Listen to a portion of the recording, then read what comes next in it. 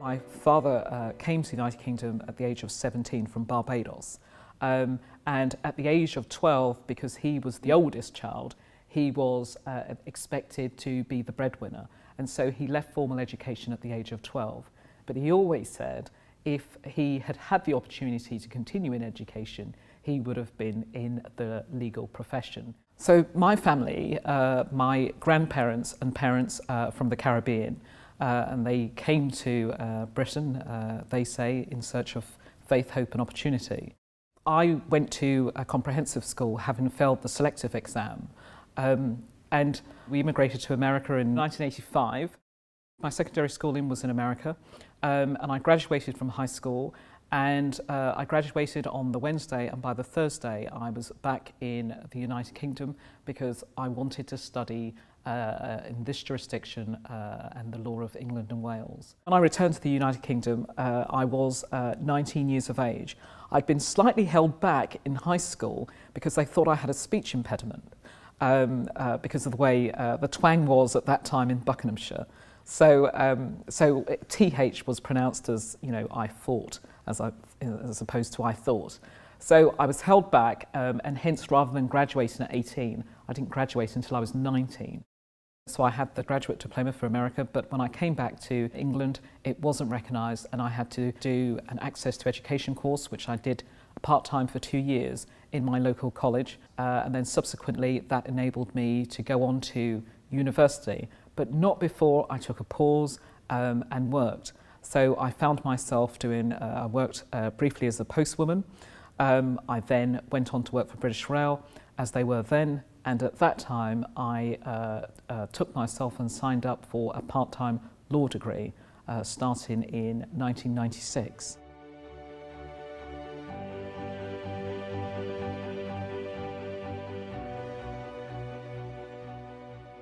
I wanted to qualify as a litigator, but at that time there were no positions within that firm for me to qualify into as a litigator.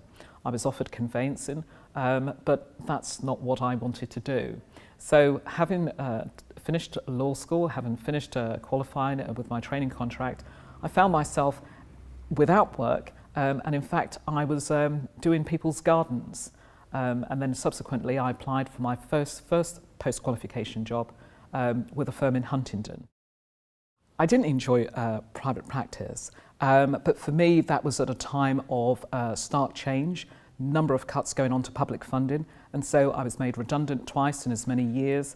I remember calling up an agent and saying, I want to go into the city, this is what I want to do, and this is how much I would like to earn. And the recruitment agent telling me, you're never going to get into the city because you didn't train, you didn't qualify, you've never worked in the city, it's not going to happen, and your salary expectation is unrealistic.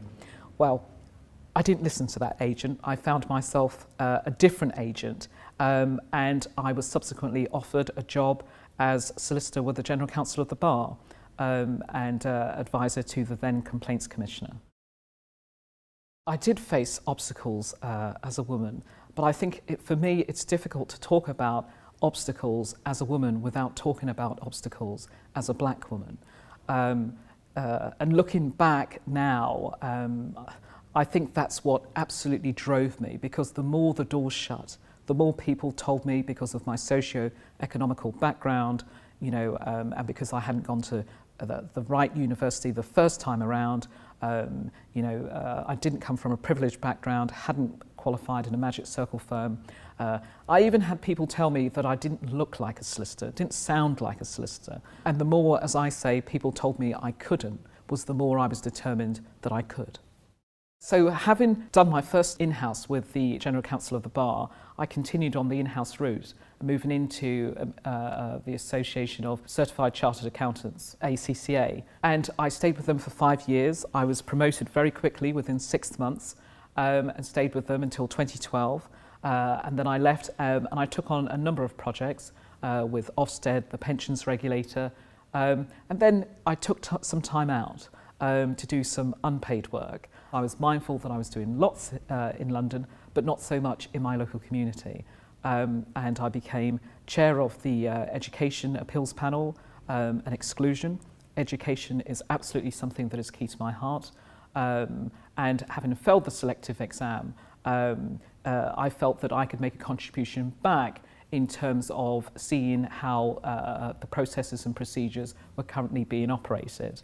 And part of me sometimes still feels to say to parents that when they say, my child's life is over because they didn't pass or they haven't got into this school, to say, look at me, I didn't pass, but it hasn't stopped me achieving my dreams.